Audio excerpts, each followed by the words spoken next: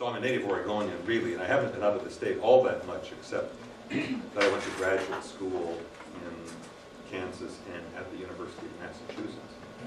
But I really love the Oregon landscape, and I love the towns here, especially the small towns. And the towns that I'm more familiar with are the towns in eastern Oregon, the towns where I grew up. But I also like the towns, I think you read Ricochet River, and I also like the towns like Estacada. And I used to live out in Estacada, as a matter of fact, some time ago, actually before Robin wrote the book. And I'm fascinated by the kinds of characters that inhabit those small towns and by the codes that they live by. I mean, what do they think their responsibility to the town is? And in turn, what do they think their role in the town happens to be? And The Sky Fisherman is really based on my experiences working at my uncle's sporting goods store in Madras, Oregon, during the 1960s. But starting actually in 1950, starting in 1957. I actually worked in the sporting goods store a little bit later, but I set the book in 1957 because I didn't want to get involved with the Vietnam War. And once the Vietnam War came along, everything changed. I mean, the small towns lost part of their innocence because so many of the young men in the small towns were killed. And in Madras, for instance, which isn't that big a town, four people were killed, and that's quite a few if you think about it. So I wrote about the sporting goods store that my uncle ran, and the guide service, and all the people who hung out around the guide service. And those included the Indians, like William Brewsted, that is the chief officer on the Warm Springs Indian Reservation, and the radio salesman who was based on a Prineville man who sold radio commercials in those days. I called him Gigantic Gab Webster, I think, in the book. But his real name was Fat Mac Lockery. And I was so surprised because Fat Mac Lockery married my English high school teacher, my sophomore English high school teacher. And it caught me completely by surprise because I never thought teachers got married. I don't know why. It was the first time I ever realized in my life that teachers got married. And she was bow-legged and he was heavy, so it was kind of an interesting, combination to see him walking down the street. But he was a real character, and he'd come by about once a week selling radio advertisements to my uncle. And then, we had picnic tables on special ways. They'd advertise the picnic tables, or if it was Memorial Day, they'd advertise the worms and the fishing equipment, and and all of that. And then as my uncle got to guiding more and more, and as his business got more and more successful, he left me in charge of the store. And once I was 14, I pretty much ran the store during the times that he was gone. And he tried to be there at the store 3 days a week, but most of the summer he was gone 4 days a week. And so I'd stay and take care of the store and try to make things work when he wasn't around. He was on the school board, he was mayor, he was a city council member, he was a volunteer firefighter, volunteer ambulance driver. They didn't have a fire department or an ambulance in those days. They didn't even have a police car with a radio, which I thought was interesting. They had a police car, but they couldn't afford a radio for it. So if there's any kind of an emergency, the policeman would have to stop and phone the dispatcher to see what the emergency was. And then later on, about 1965, they got a radio for the police car, but they didn't have one when I was there. So it was kind of an interesting time in a lot of ways, and and I wanted to write about that book. And one of the most in the book, I wanted to write about that time. And one of the most satisfying things for me, I think, about that particular book was not only that it got wonderful reviews, but that high school students are reading it, and community college students are reading it, and college students are reading it too. But I was really glad that it found, I was really glad that it found that particular audience. And one of the best compliments that somebody ever gave me, a father told me that his son was reading the book under the covers with a flashlight and had to take it away from him. And I thought that was a great kind of a story. That, it wasn't a Playboy or something like that. He was reading under the covers. It was, So what kinds of questions do you folks have? Yes? Where'd you get the idea for when Meeks, he had that dead rabbit frame? Oh, that really happened. They used to have these big jackrabbit drives over in eastern Oregon, where because rabbits would just chew up the alfalfa, and I've heard of as many as 2,000 rabbits being killed on a weekend over around Burns. But you know, they'd get farmers and people from the town from all over, and they drive the rabbits just as if they were cattle or something into a pen, and then they'd shoot them or they'd club them or whatever. But a lot of the people, when I was growing up, a lot of the people went out in their pickups and shot the rabbits in the alfalfa fields at night. And this one particular time, this guy stopped by with all these rabbits and wanted ice to put on them, and he was taking them back to Portland to throw on his neighbor's yard. And as it says in the book, I was really afraid of tularemia, of rabbit fever, and you know, I didn't want to get too near those rabbits.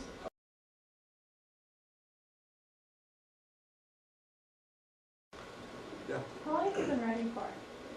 Like, have you been doing it, like, okay, because I love writing and I carry stuff around with me all the time. So, like, were you like that as a kid? Like, were you always writing stuff down, or did you just all of a sudden one day be like, you know, I'm kind of good at this. Maybe I should think about it more. You know, I was always pretty decent at writing, and like in high school, I was the sports editor for my high school newspaper, and I was yearbook editor. But somehow I never really took writing seriously. I mean, I thought it was something you did kind of on the side. And I was really interested in chemistry. And so I actually went to college as a chemistry major. And then I saw organic chemistry coming down the path at me like, you know, some kind of lethal weapon. And so I switched majors to English. And I graduated from Whitman with a degree in English, went and taught English for about 5 years. And never really thought about writing. You know, I was teaching English as literature, and then teaching freshman comp and all that kind of thing. And then I had a chance to go back to the University of Massachusetts on a National Endowment for the Humanities grant. And while I was back there, I found out they had a good creative writing graduate program. And I started to audit classes in the graduate program. And I liked the people who were there. I liked the kinds of things that they were doing with students. And so one day the teacher said to me, okay, you give us a story next week.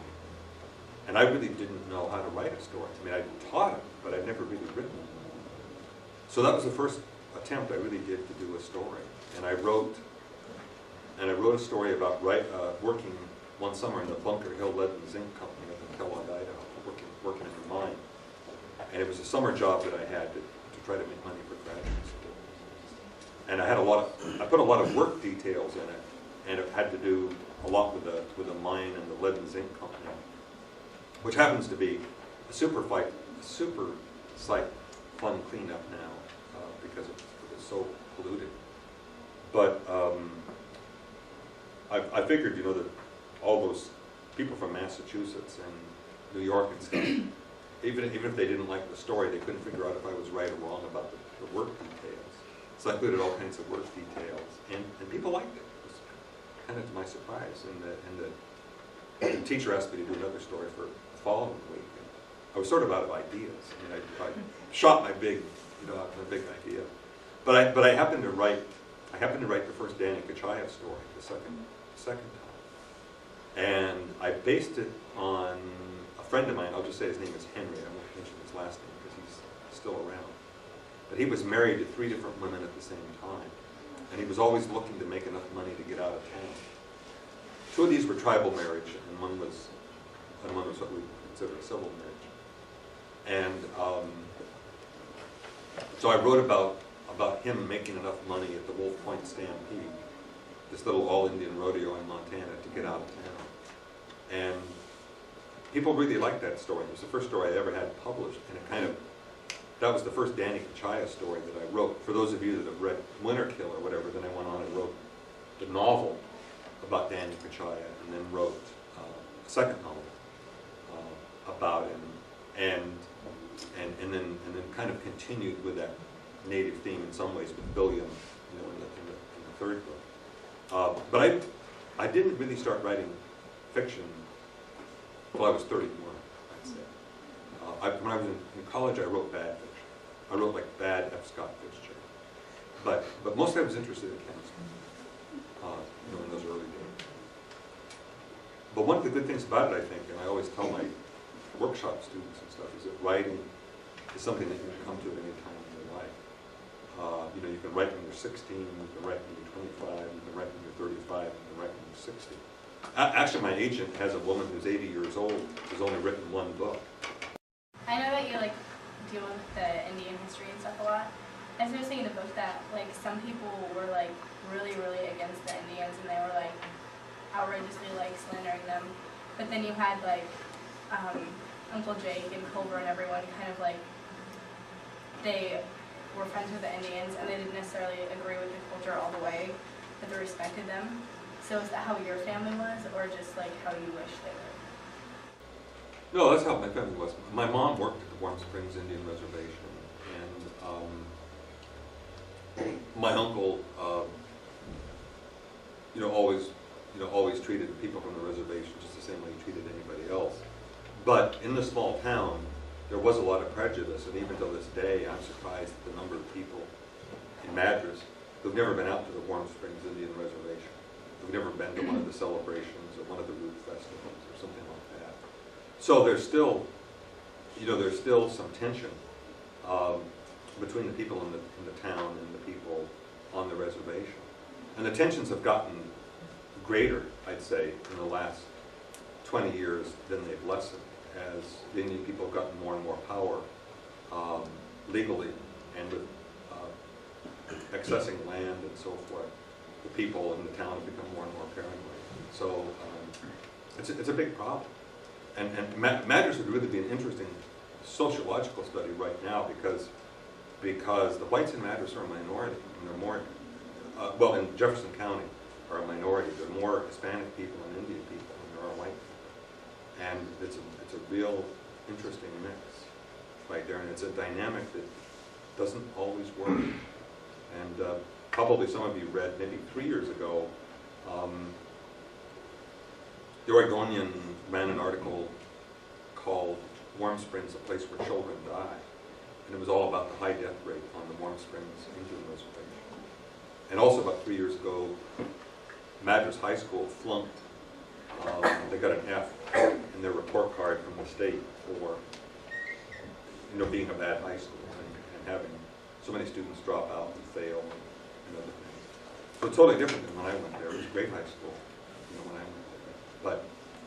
But things have changed. Do you dance Calem's death and then Meeks and Chilcote die and everything? As the author, do you know, in your head, what exactly happened to them, or is it just part of the story? I know what happened to them. Yeah. As the author, I know what happened to them. As Culver, who tells the story, Culver can, the reader only knows as much as Culver knows, because the story's from Culver's point of view, and it's from the first person point of view. It's a first person narrator. It's not an omniscient narrator that knows everything. So we can only know what Culver knows, and Culver has to speculate about what might have happened, and to what extent Jake and Billiam might be responsible for.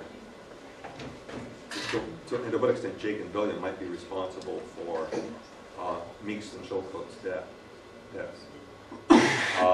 And in my own mind, I think I know what happened. But there were always these mysteries in small towns where people kind of knew what happened, but there wasn't enough to present something in a court of law or anything like that. And everybody kind of knew what had gone on, just like people kind of knew about that big fire at the plywood mill that it was arson. There was never enough to prove it in the court of law. And yet I spent a long time when I was doing this book talking to the the man who made the glue, and you know, he was, I mean, he gave me all kinds of chapter and verses of why it was arson, and you know, but he wouldn't testify in court, you know, so he's passed away now. I noticed on the map that there was like a small town called Culver. I was wondering if that was coincidence or... No, I used that. Culver was real close to Madras. Madras was my, Madras was the town that I bought with Kingsland. And I always liked Culver. And my uncle Oscar had a friend named Culver Page, who was from Burns, they went out country. And I was just like kind of like that name, Culver. But frequently, if you look in my work, I do have the names of small towns as people's names. Flora, Riley are also places in Oregon that are real small. Culver, and so forth. Olex. In the new book, I've got a character named Olex, O-L-E-X. But when I get stuck for characters' names, I go look at names. I was just wondering, what's with the fires and the character Riley? Was there like someone that anything like that really happened? Well, there was that big fire. There was that big fire at the mill. But also, when I was working on this book, there were a bunch of arson fires that were set by a friend of mine in high school. That I always remembered. I'll just tell you his first name, which was Dennis. And Dennis set, I don't know, maybe 40 fires around Madras and Jefferson County. And you know, while other people would have fishing poles and Louisville Slugger baseball bats and stuff in the back of their cars, my Dennis had kerosene. And he'd come into school sometimes smelling like kerosene. I mean, it wasn't too hard to figure out who was setting all these fires. But again, the kids never said. You know, the kids never said that Dennis is the one setting all these fires. And they were, and he would just burn buildings around out in the sagebrush. And he never set fire to a place that was inhabited by humans. But so I always had Dennis in the back of my mind, and as I got older, Dennis would turn up. Example, I was by the Lloyd Center one day with my daughters. They were really young, and it was Christmas time, and there was one of those bell ringers from the Salvation Army ringing the bell that had a Santa Claus outfit on it. And he was standing in front of an electric fireplace. You know, just it looked like a fireplace. It wasn't a real fireplace, but you know, had the lights, and then his pot was there to put the Salvation Army money in. And so, you know, I walked by and I dropped $1 and I turned and started to walk away, and the guy says, "Do you know me?" I said, "Sure, you're Santa Claus." No, he says, no. He says, "No." He says, "Do you know me?" He took off his beard and he took off his hat, and it was Dennis. And I told my daughters, I says, "Don't tell him where we live." I don't want him, our house is wood, I don't want him anywhere around.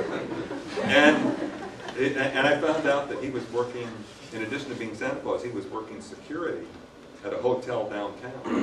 I won't mention the name of the hotel. I thought, I don't want to stay in that hotel. You know, I don't know if this guy's cured. Is there really a constellation called the Sky Fisherman? Nope. Well, yeah. I mean, I made it up, but it's really there. I mean, you won't find it in, you won't find it in the books where the Romans and Greeks have theirs. But I mean, you know, my grandfather showed me, and my uncle showed me, and then I showed my daughter. So it's a family constellation. Where is it? Like when they think of real constellation? It's kind of between the Big Dipper and Ursulina. So I mean, it's different places in the sky, different times of the year. Yes. I know that Gateway is supposed to be Madras. Yeah. Is Hollywood supposed to be a town? Hollywood is the old part, is a part of Warm Springs that they called, in the old days they called Hollywood, or they called it Easter Village. And it was all these little mill houses that they built, and then they painted them real garish colors, you know, chartreuse, lavender, blue, like Easter eggs. kind of. And it was a part of town. It was a part of town that was flooded out in the flood of 1967 when the Chautauqua Creek and the Deschutes both flooded. But there was another section of the reservation called Hollywood. There was a bunch of little government BIA houses, Bureau of Indian Affairs houses, that they built. It would be now, it's no longer there, but it would be kind of past where the museum is now, and it was on the left-hand side of the road between the museum and the Deschutes River. But that was ripped down for other houses, and for that kind of complex across the way from the museum now that has a restaurant, and a gift store, and stuff like that. Like in the book, there's Ace Hill, and like you kind of portray him as like this mean, like almost kind of like mob guy. I don't know. That's how I picture Almost it. kind of like Fisherman. Like kind of like a mob guy. Like whenever I think of casinos, I think of like the big tough guy kind of thing. Oh yeah. And like you have like a good story going with this kind of thing, where like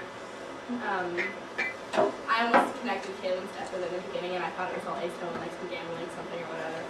But you had like a thing going where like everyone in the town had something against him, but nobody was like willing to overthrow him for some reason or the other. And in the end, you just kind of like dropped him. Like after Jake beat him up, he was no more.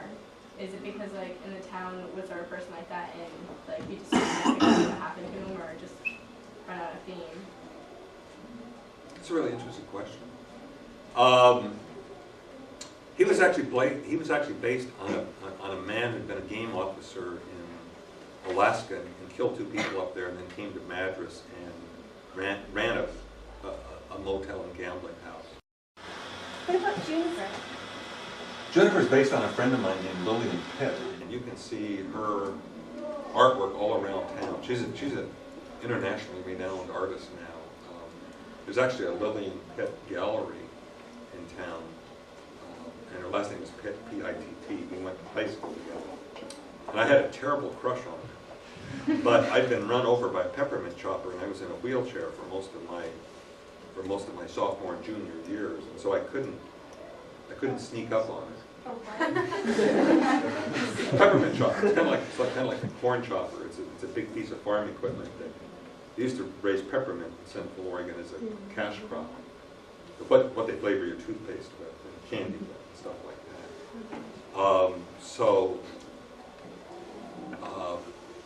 Lillian and I met, 30 years later through our art. I mean, she was making these masks and sculptures and things like that, and I was writing. So we got back together again and reestablished our friendship. But on that new Yellow Line Max that goes out to the what do they call it? Not the convention center. Expo Center. Thanks. Along the way, there's some of her artwork near Jefferson High School, actually. And she sold a lot of pieces around town. There is a Lillian Pitt gallery. Her stuff is in Quintanas, but she's got stuff in the Smithsonian and in the Museum of Folk Art back in New York. She's showed in everywhere from Australia to Germany. So anyway, she's really done well. When she first started out, as she described it, in a place that was teeny in a gallery that was so small you could put your arms out and touch both walls. What's the deal with the end of the book? Is he taking like a midnight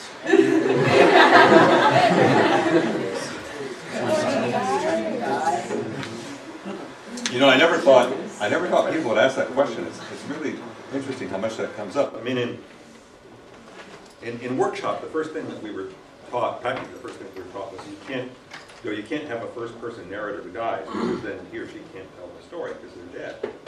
So it never occurred to me that anybody would think that he dies. No, he just goes into the water. He just goes into the water. There's kind of a merge between the water and the character and the sky, and he's the connection between the river and the sky. So that was what I was trying to get at the end of the book. But a lot of people, book clubs, have asked me, does he commit suicide at the end of the book and stuff.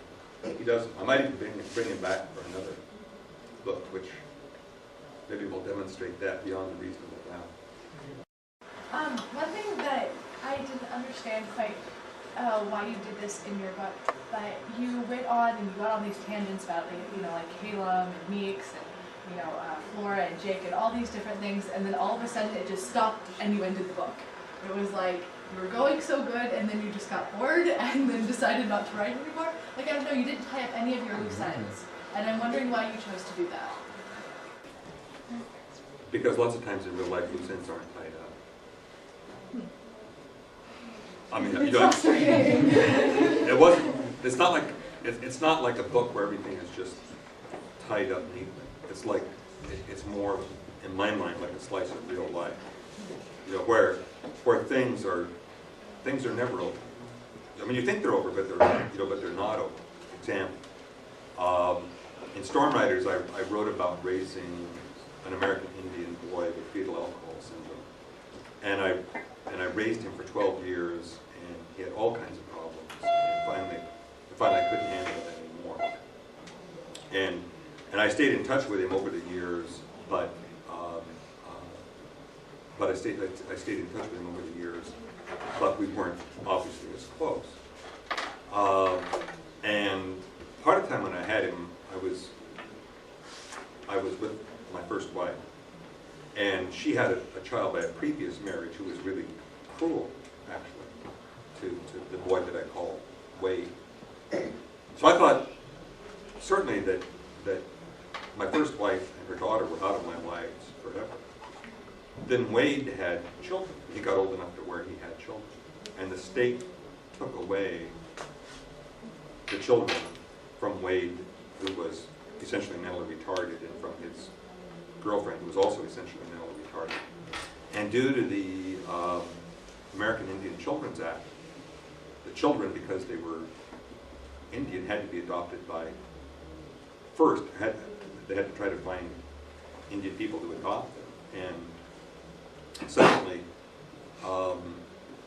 they had to be from the same tribe or the same family, if that was possible. So, 26 years later, guess who's back in my life? My ex-wife.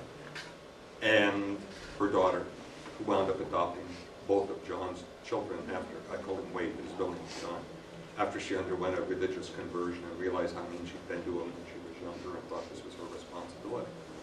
So, I mean, things are never over with. Things are never over with. And that's kind of what life is like. It's not tied up neatly, like in the back of a book.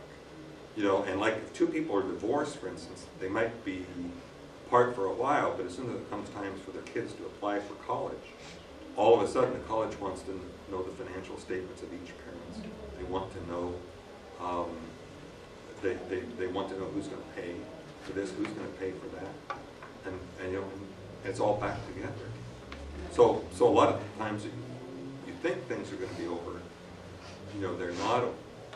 Or when I went in to get a hip replaced, I ran into one of my old students, and he said, "Mr. Lesley, what are you doing here?" And I said, "I'm getting my hip replaced." He says, "Oh," he says, "I'm a heart guy. I'll see you when your heart goes." So, I mean, the medical stuff is never over either. But that's kind of true. In small towns, things are never over.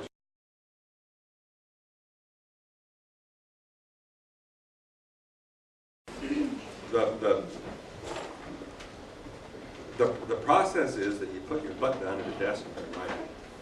And you write, and you write, and you write, and you write, and you write. And then you revise and you revise and you revise and you revise and you revise. So every page of anything I've published has been revised at least 10 times, probably 12.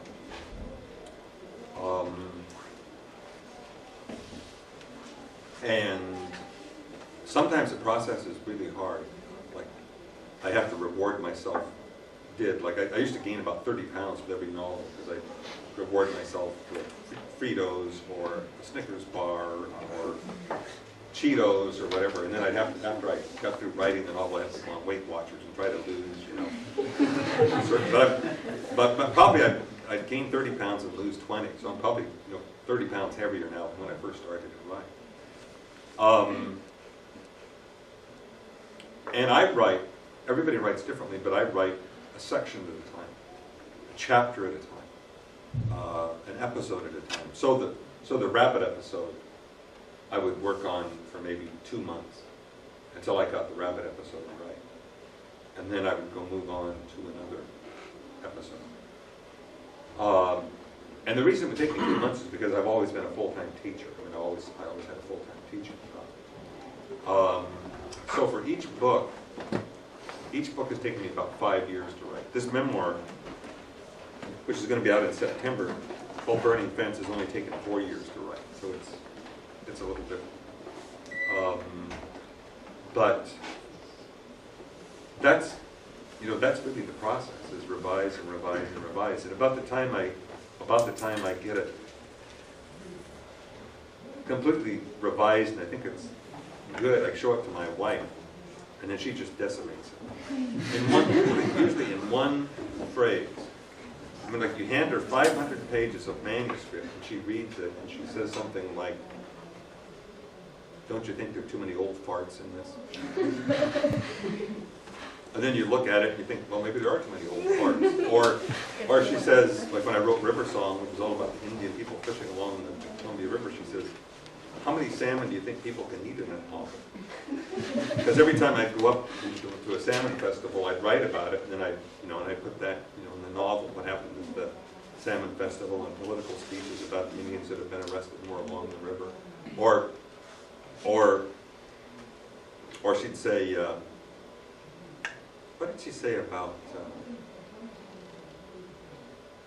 the sky fisherman? Too many happy peasants. She said, too many happy peasants. You've got 500 pages, just too many happy peasants. She's Russian, so I mean, peasant is something she's familiar with. In terms of the literature. She was born in this country. I had a long letter that I wrote. These are what are called bound galleys. This is the bound galley of the new book, the memoir Burning Fence. And it has all the mistakes. It has all the mistakes in it. But they send these out to reviewers and people that they want to get quotes from. Like you read on the back of a book, an exacting, deeply serious and generous novel by Richard Ford on storm writers. So you send out the book to people you want to have quotes for it. But the publicity director said, would you write a letter to go along with this when we send it out to reviewers? Because somebody like Jeff Baker, the Portland Oregonian, gets 200 books a week to review, and he's probably got room to review 3 of them. So they want you to write a letter to say, why they should read your book or review your book or not some other book. So I spent 2 days working on a letter. She said 1 page. It was 1 page long.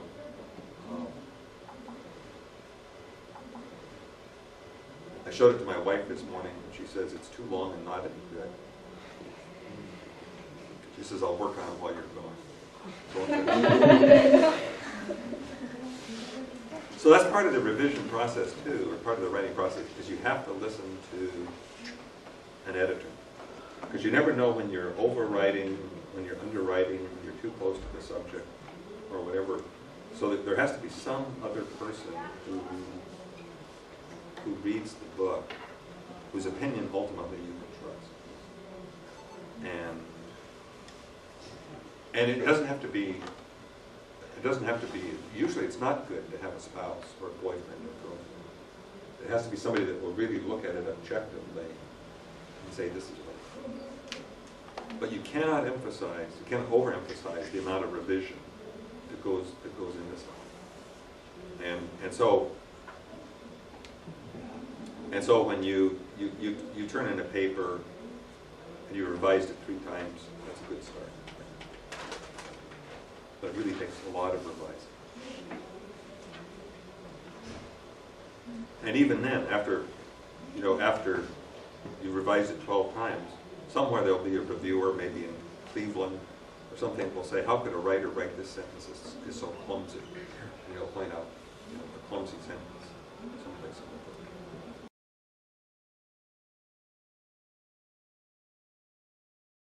book.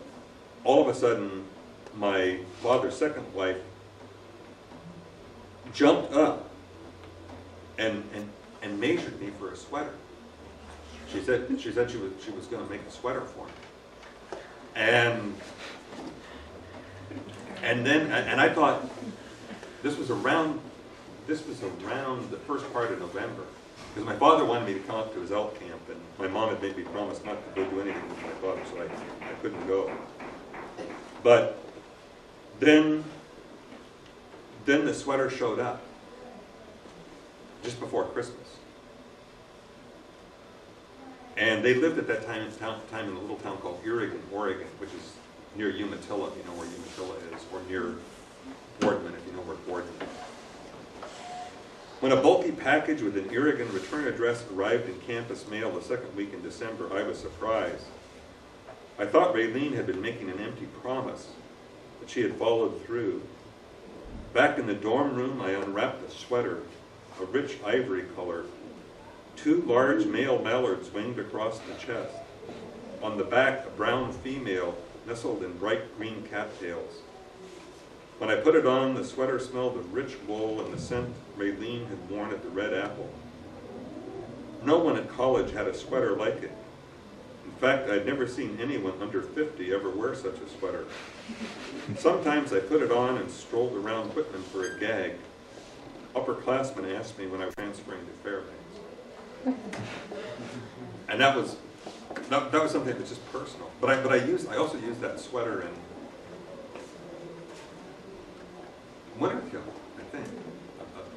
I used that same sweater with the ducks on it someplace else, and I think Pudge makes it for Jack in Winterfield because it was so striking, and it was so unlike Whitman, you know, where everybody dressed from Nordstrom, you know, except for us small town kids, and you know, nobody had a sweater with big ducks, you know.